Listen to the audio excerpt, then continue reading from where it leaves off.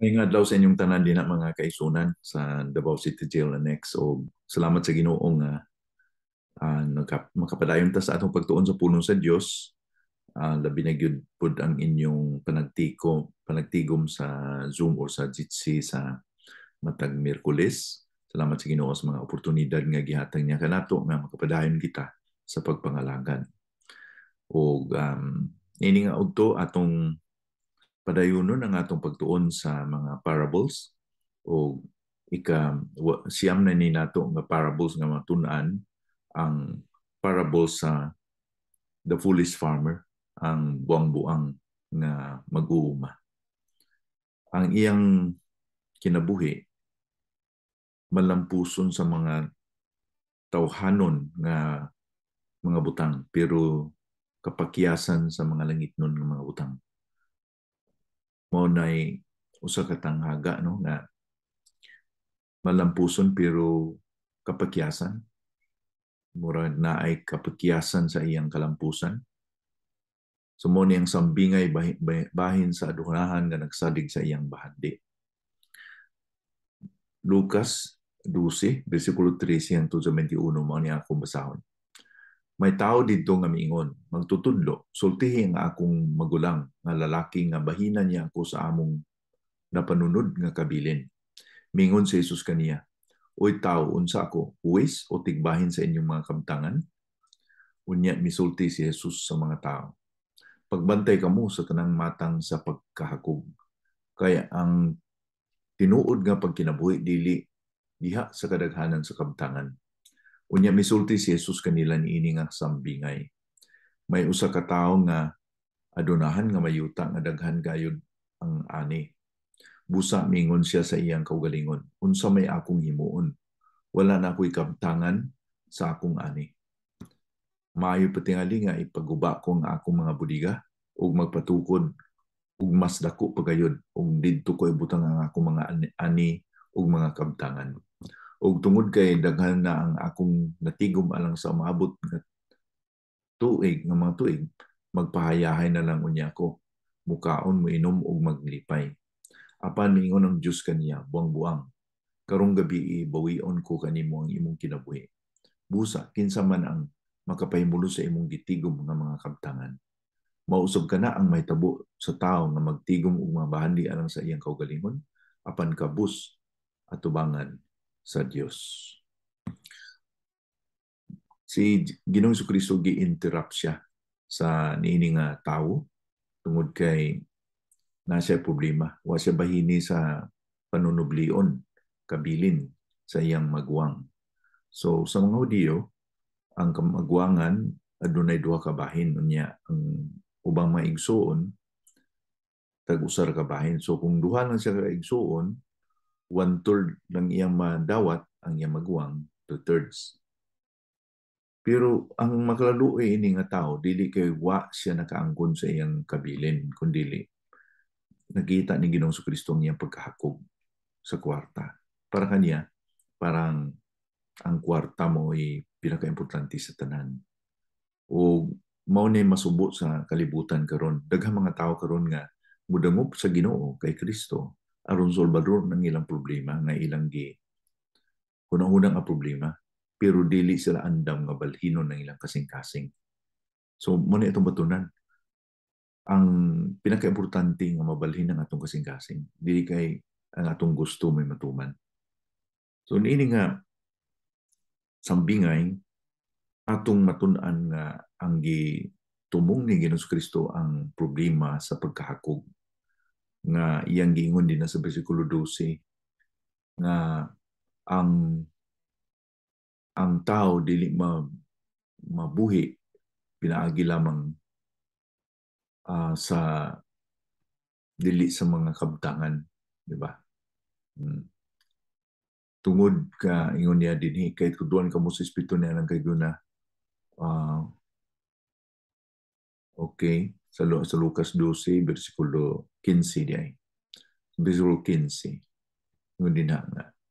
Unya misulti si Jesus nga tao pagbantay kamo sa tang matang sa pagkakog kay ang tinuod nga kipagginabuhi dili diha sa kadaghan sa kabtangan.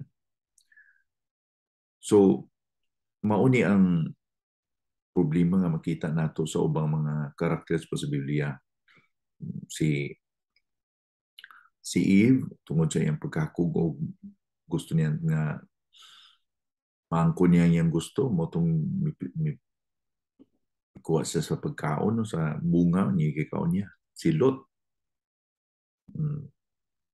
tungod sa iyang kahakog nangadto sa Sodom Gomora iyang asawa milingi mo na himong asin. Si Akan o iyang gitago ang bulawan sa iyang tent. Maski si David gani iyang gipapatay si Uriah aron maangkon niya ang asawa niya ini nga si Bathsheba. So mao niya ang pag break o sa paglapas sa ikanapulo ka sugo nga dili kita magpanapaw o dili kita mag mag pahamkunon kanang pagkakog kubitos kay ang kinabuhi sa tao dili sa kadaghan sa kabtangan nga iyang maangkon. So nini nga parable, nini nga sambingay atong pagatun-an nga kini nga parable nagatudlo kanato og spiritual inventory nga atong usisahon ng atong mga kasing-kasing kung sa may atong mga responses o sa may atong mga pagtanaw sa mga blessing sa kinabuhi. Kay kanang mga blessing sa kinabuhi, material mga blessing. Usahay, mao na nagahatag o temperatura atong masukod kung unsa ka init ang atong kasing-kasing sa Ginoo, unsa ka bugnaw pinaagi sa atong mga tanaw o response o value sa mga butang na kalibutanon o mga material ng mga butang. Now, una nga pag-usisa nato nga mao na atong pangutanon atong kaugalingon. Ato ba nakita ang atong Ginoo o atong kaugalingon ba? Kung doon nakita yung mga material na blessing. Kini nga mag-uuma, ang iyang nakita, ang iyang kaugalingon. Unsa may akong himuon. Gubaon ko ang akong budika. Mauni akong himuon. Gibalik-balik na niya ang iyang pagtukib sa iyang ako, maura na iyang nakita. Wa gyud siya nakita sa Ginoo. Gaplano siya nga way Ginoo siyang kinabuhi. Kining mga blessing gikan tanan sa Ginoo pero wa niya nakita ang Ginoo. Niya ang iyang pagtuo nga ang iyang kinaadman mo ay nagahatag kaniya o bahandi tungod lang sa iyang pagpaningkamot. May mga tao karon nga dili gyud mo hatag og pagdayeg sa Ginoo nga may naghatag kanila kaalam. Maingon sila nga tungod sa akong paningkamot, tungod sa akong kaalam, tungod sa akong pikigbisog mo ning akong naabot sa akong kinabuhi nga na nakoy daghang mga kabtangan, sakyanan, may balay nako. Pero wa gyud ginomdom ang Ginoo nga mao'y nagahatag kaniya sa tanan nga pagpanalangin. So unta kung naatay mga panalangin sa Ginoo atong makit-an nga ang kaayo sa Ginoo ug dili kita makalimot sa pagdayaw o pagdayeg niya kay iyan ni tanan dili ni ato panalangin niya hinulaman na nato kini tanan diha sa Genesis 32 bersikulo 10 si Jacob nagaingon siya og galingon dili ako angayan nga makaangkon sa imong mga kaluoy o sa imong mga og sa kamatuoran nga imong ipakita sa imong alagad. Ug sa sikan Samuel, kadong Samuel 7:18 mo nagingon ni David, kinsa ako o Ginoong Dios.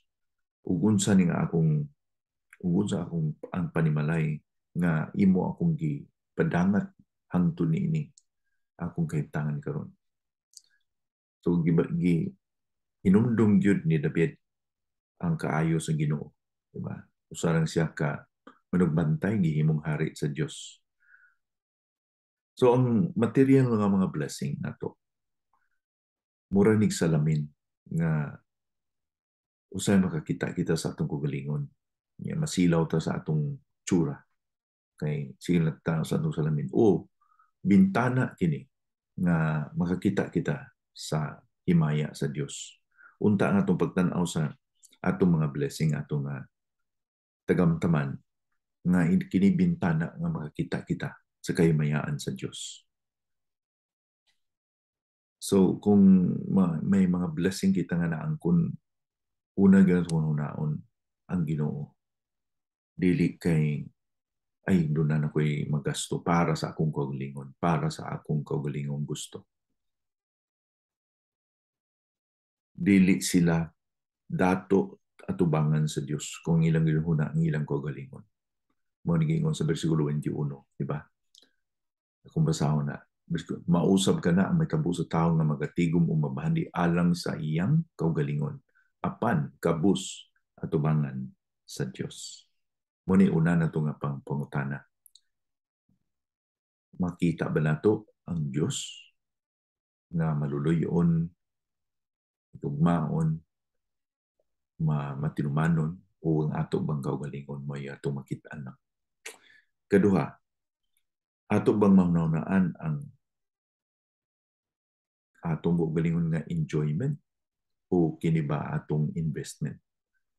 Ato bang maunaan, ato bang mauna nga ado na ko material nga blessing para sa akong kaugalingon nga enjoyment, sa akong kaugalingon nga katagbawan, o kini investment nga kini paalagian nga kita may bahandi or may ibang investment, imo kining ibutang karon sa usa ka tuwag nato nga i-invest para sa umaabot adunay maayo nga makuha imo sa kinabuhi. Kanang enjoyment ga pasabot ka na nga para karon lang ba karnining kinabuhi lang wa magunahuna nga human o tapos ning kinabuhi nga naa kitay gitawag nga life after death, naa kitay kalag nga magatubang sa Ginoo. Kung ang tao sa kalibutan normal lang na kwarta, ako ni gasto para sa akong galingon, ako maning kwarta, kung magbuot kung unsay akong himuon sa akong kwarta, akong bahandi, wa ang gunahuna kung unsaon niya yung paggamit aron pag-alagad sa Ginoo. Nga ang pangutana nga atong pagatubagon is unsaon man ni nako nga makatabang ni sa uban ug mahimaya ang Dios sa akong kinabuhi.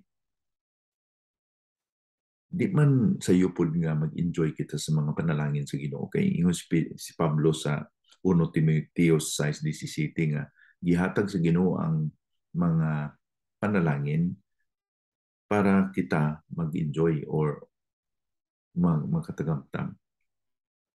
Pero kanang gitawag nato nga selfish enjoyment mo na atong gipasabot dinhi nga ato yung dili nato kana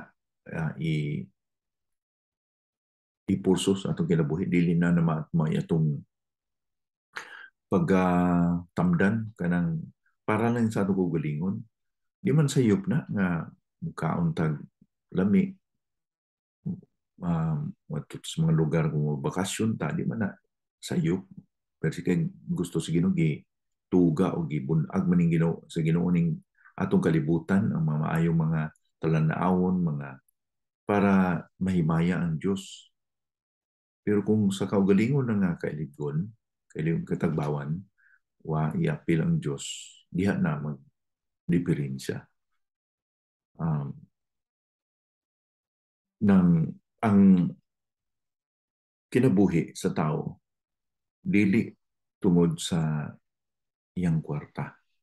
Nga matagan siya o tagbawan sa iyang kwarta. Ang kwarta ang kabalitog. Mauna, nindot nga sinina, sapatos, mga gamit. Pero dili na mao'y makahatag o katagbawan.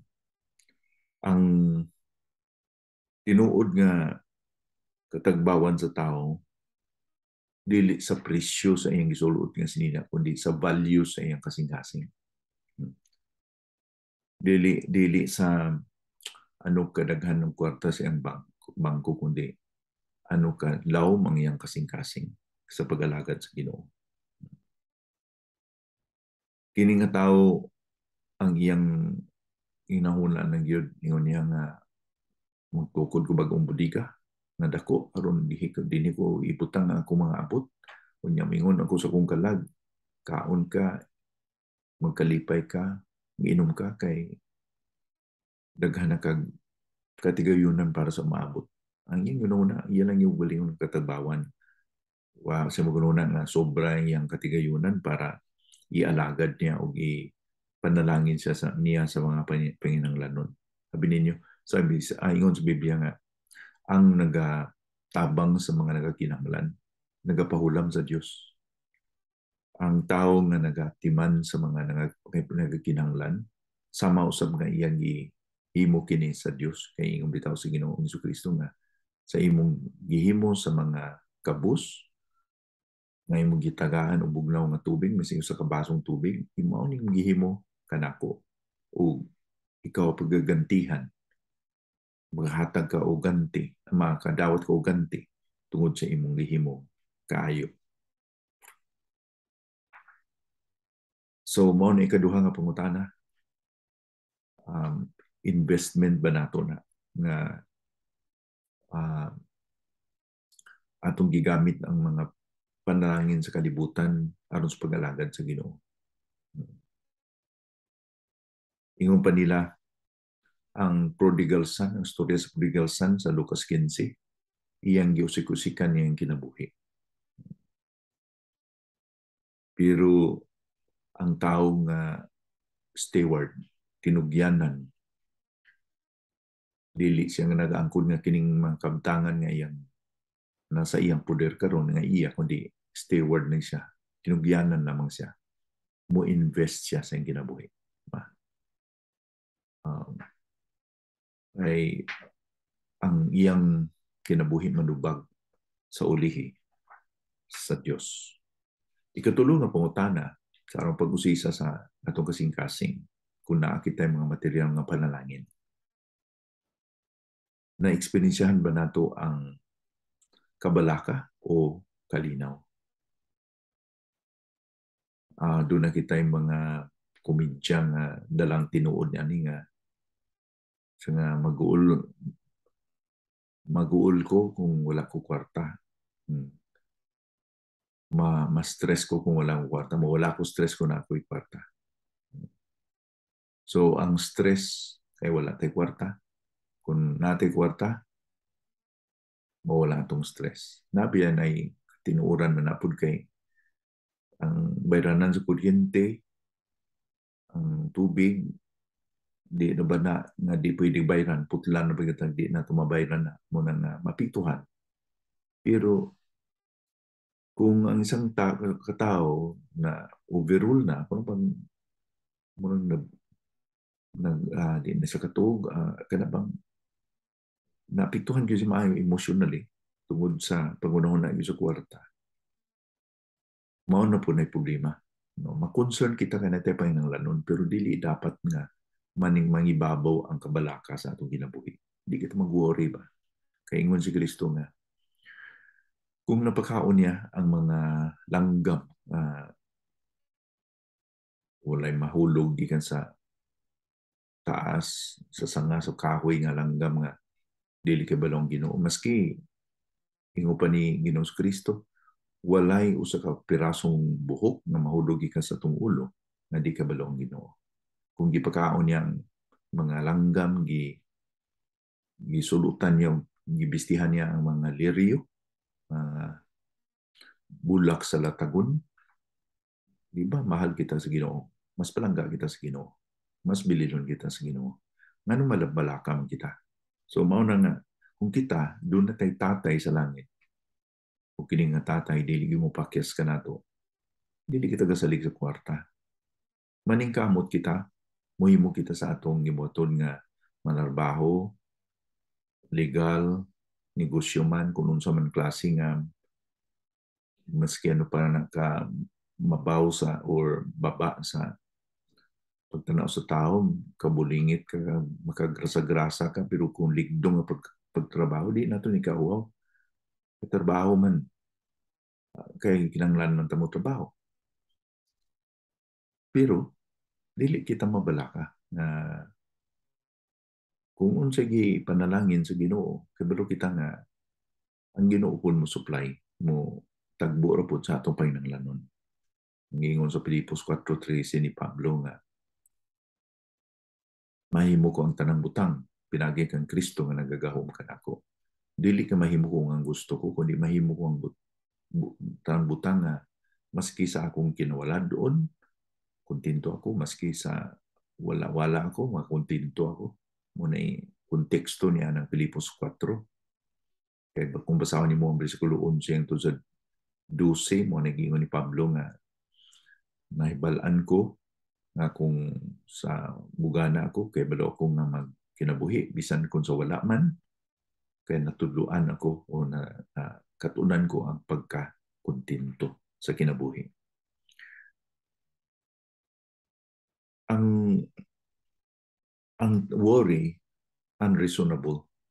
Kung nabalaka kita, unreasonable. Kay ang kinabuhi nato, sobra pa man sa mga butang ng kalibutan. Sobra pa sa bisti o sa pagkaon. Diba? Di po ni natural kining pagkabalaka tungod kay kung gi pagkaon sa ginawa mga langgam, nga naman nga mabalaka mo kita. Unya, way pulos.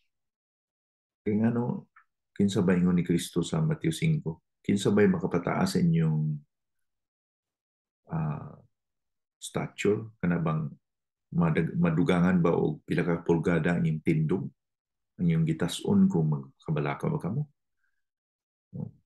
Ang kabalaka, murata nang nagsakay o rocking chair, nagsigil ng taglihok, pero tamudagan na rocking chair man, munang kabalaka.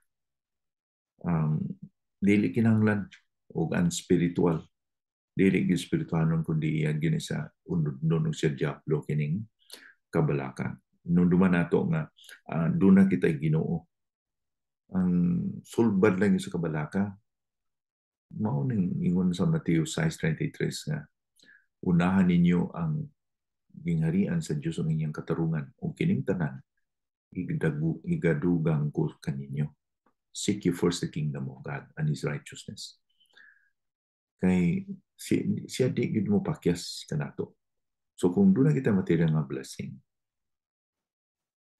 dili kita mapasigarbuhon nga mo. Di po kita magbalaka kung wala. Kaya kinibuhi na sa tao, dili ginakontrol sa mga material nga butang nga atong naangkon. Kaya kaupat nga pangutana, ato bang gigamit ang material nga blessing atong seguridad? O ma-insecure ba kita kung wala kita kwarta? Una kung giingon nga, taas ang dugo sa usahin ng tao kung way kwarta. Nga, muda kong pahiyong kung na kwarta. Mas stress kung wala kwarta, mawala ang stress kung na kwarta. Kay abi niya, nga seguridad yun ang kwarta. Ang kwarta, sa akong nag-iingon, magkatabang ka nato kay natay mga bayranan, magkapa-eskwela tas mga anak, magkapa-doktor kita kung nakitay sakit. Gamito na tong kwarta, galamito ng kwarta, pero bantayan na to kay ingon pa sa akong ugangan nga ang kwarta maayong nga sulugoon, pero pintas nga agalon ang kwarta. Kung atong higugmaon ang kwarta, kay mauna niya atong seguridad, mauna niya problema. Dili problema ang kwarta, kundi ang paghigugma sa kwarta. Mo naging ni Pablo sa 1 Timoteo, Kapitulo 6. Ang mag-uuma nga, malampuson siya sa maayo siya ng mag-uuma. Na sinatin niya mga bagong teknolohiya sa pananom, nga mo daghan niyang produkto, pero aduna siya ay sayop nga satisfaction, full satisfaction. Kay mingon man siya siyang kalag na magkalipay ka, kay nakadaghang abot nga nakagkwarta, mukaon na lang ka, magkalipay, mainom.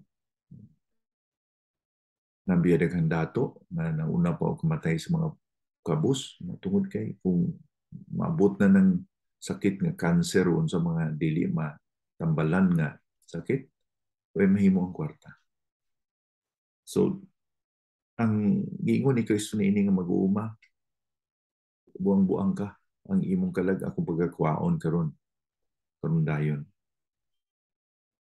Di na tumadaning kwarta sa langit o di ning kwarta na makapalit sa atong kaluwasan sa atong kalam. Ang delikado pa ini nga kay ang tao nga bahandian daghang kwarta tungod kay secure na sa kwarta, abi niya nga ngano man yung lan pa man ko Ginoo, nan ko'y kwarta. Ngano hinanglan man ko sa Dios, ngano ampo pa man ko nga naa mo ko'y daghang kwarta kay balo man ko nga secure ko sa akong future, sa akong kaugmaon. Na maunay na kadakong problema mo ng pagigugma sa kwarta, mao yun na ang darut, ang gamot sa tanan nga kadautan. Dili sayop ang pag-provide sa atong future. Kung naatay sobra nga kwarta atong ipalit o insurance, di na sayop. Pero kung isakripisyo ni mong pagkaon, pagpa-eskwela sa mong anak, kanang mga basic nga mga kinahanglanon sa pamilya para lang ipalit og insurance na diha na punta na problema. Kanang insurance, kung naagi kay sobra, may iba ng insurance kay magkasakit ba yung tao? Manginanglan ba yata? Pero kung masakripisyo ni mga din kung palit umayong sudan para pagkaon sa mga anak para nang yun kinabalaka ka magtigom ka sa imong future, di mo nang isakripisyo ang basic, ang fundamental nga panginanglanon na imong ihatag sa imong pamilya kay nabalaka ka sa imong ugma. Mo na nga musalig kitang Ginoo mutagbo sa itong pananglanon o siya lang ikabalo sa itong kaugmaon. Bisag unsaon pa nato preparar kung di itugot sa Ginoo. Mo nang yun ni Haring Solomon sa Proverbio 16 nga gaplanong kita sa atong himuon pero ang Ginoo lang yung makatuman niya nga ang atong mga plano matuman. Mao na nga isalig na tuntan sa Ginoo. Dili na himuon ang atong material nga blessing atong seguridad. Siya ang Diyos ang atong seguridad. Sa akong pag-design sa unas trabaho, mao gyud ay una na akong di kabalakaan kay kung saan naman Ginoo kung mga lagad ko nimo, mga paeskwela ka ang akong mga anak. May nabasa ko sa Salmo 78 na ang mga Hudiyo dito na sa tunga sa kamingawan, niya mo na igiingon nila. Maka hatag ba og pagkaon ang Ginoo kanamo di sa tunga sa kamingawan. Mo tayo nagsabdong na ako, mo tayo nag-rebuke na ako nga huwag mo kaliinan sa mga Hudiyo nga nagabalaka. Na mo tayo nag-ingon ko sa Ginoo nga, Ginoo, imo man nga desisyon para sa ako ang gasulod mo ko sa mga buton, ikaw ro puy mo tagbo sa akong paninglanon.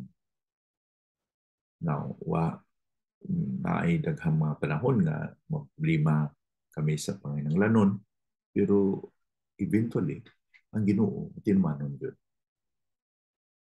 Ang Ginoo, wala magpabaya sa mo. Daghan kayo mga panalangin nga di mapalit sa kwarta nga among naangkon, sa akong naangkon, sa akong pamilya, nga kana makaingon ko nga lain ang may kung ingon pa sa ni Samuel, kinsa katong nag-honor sa Ginoo, i-honor ko sa Dios. Those who honor God, God will honor. Kung unahon na to siya, di ba? Seek ye first the kingdom of God and His righteousness. Siya na bahala sa atong kinabuhi. Now, di na maingon nga di kita mo ang makaangkon o kalisdan kay nata sa Ginoo. Ate mo kalisdanan pero naa nang kalinaw kay tungod kay kabalo ka nga naa ka sa Dios. Busa kung kita ang mga anak sa Dios, atong batunan nga ang gusto sa atong amahan na di kita mababayan. Atong amahan sa langit na higugma ka nato, di man niya kalipay nga kita mapabayan. Kung dili pud kita niya i-spoil nga pagustuhan kita na makalimot kita sa iya. Kumani giingon ni Solomon sa Proverbio 31, versikulo 8 ug 9, ingon siya nga Ginoo, ayaw ko himuang nga kabus kaayo nga mangawat ko niya makasala ko bato kanimo. Ayaw sa kog himuang dato daghan ko kay kwarta nga makalimot ko kanimo niya makasala na inon ko. Naman na itong ingon nga katamtaman. Amo ni atong ang kay atong giprotektahan ang atong kasing-kasing sa Ginoo. Ang gusto sa Ginoo atong kasing-kasing na siya ang atong bahandi, siya ang atong ginavalue. Ang ingon ni Pablo sa Kaduhang Korinto kapitulo 4 nga kinsa man ang atong yung pa din na ginatanaw nato ang mga butang nga langit nun. Kaya mga butang nga nakita, mawala lang. Pero ang mga butang nga dili makita, mao nang mga tinuod, mao nang mga butang muhangtod. So i-invest nato ang atong kinabuhi sa mga butang nga langit nun. Mateo 6:21 nga ibutang nato itong mga bahandi sa langit nga walay kawatan, walay mga insekto, walay mukutkot sa atong mga bahandi dito. Dito na to ibutang ang atong bahandi. So, kini nga parable nagtudlo dito nato na may mga tao sa kalibutan na malampuson sila pero kapakyasan diay.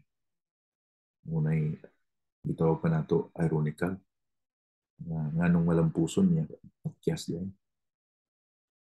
Because manigingon sa kamanugsulat nga dili kon nahadlok sa kapakyasan. Ang akong kikadlukan mo ang kalampusan sa mga butang na dili mo matter sa eternidad o walay kang tanan sa eternidad. Malampuson kita sa mga butang na kalibutanon pero uyamot kita sa mga butang na langit. Perfect kita sa kalibutanon ng mga butang pero zero kita sa mga langit ng butang. So, magigiwan ni sa usa ka misyonero na namatay sa batanon pa siya namatay pero ang iyang giingon dili siya buang nga iyang ihatag ang mga butang nga dili niya makuptan ug maangkon niya ang mga butang nga dili na mawala sa iya. He is no fool who gives what he cannot keep and to gain what he cannot lose. Muna sa ang giingon ni Jim Elliot nga misyonaryo sa nasod sa Ecuador sa mga 1950s. Ubusan na sa mga inspirasyon na ako po sa akong pagkapastor. Dili, he is no fool, dili siya buang who gives what he cannot keep. Ihatag niya ang dili niya mabutang sa kalibutan, wala mo lang na. But he can gain what he cannot lose. Ang mabutang na langit mo, hindi na mawala sa ato. Manlangin kita. Ginoo, salamat yun sa mong pulong. Ini nga ogto. Panalangin ni kami, Ginoo. Kung nakita ni mo sa among kasing-kasing, Ginoo, ang problema tungod sa among pagtamod sa mga butang ng kalibutanon o bandi ng kalibutanan. Kalibutan nga siya mas importante pa sa among pagsunod kanino. Lord, salamat sa iyong pulong na nagpahinimo ka namo. Kung doon na may namati, Ginoo, na wala pa kaila kanimo na ginong maluluwas. Napunta na yung tandugon yung kasing-kasing o mga hinusulan niya yung para makasasala o dawaton sa Ginoong Kristo na yung ginong maluluwas. O siya nagyuda niyang bahandi siyang kasing-kasing. Salamat, Ginoo, na ikaw magagamit mong pulong sa pagkisulti ka namang tanan. Kini ang giampo sa ngalan ni Kristo nga mong Ginoo luwas. Amen.